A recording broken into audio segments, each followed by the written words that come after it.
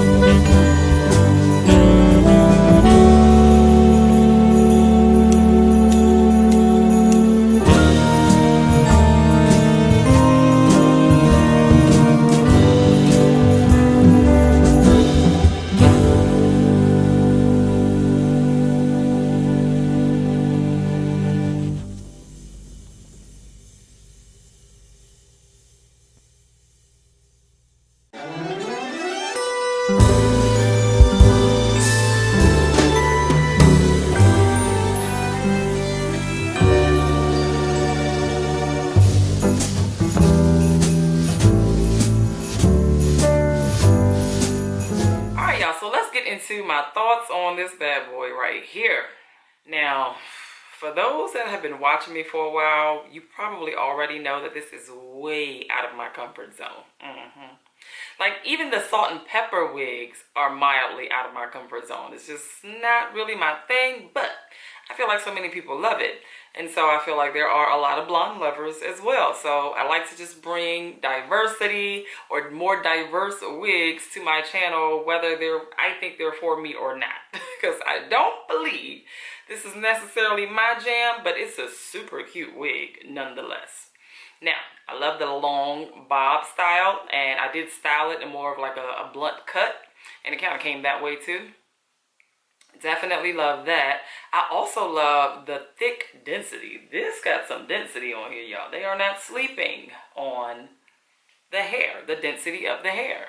Lovely. I also love the ease of this wig. This is definitely a grab and go type of wig. It came pre-cut already. It claimed to have come pre-plucked.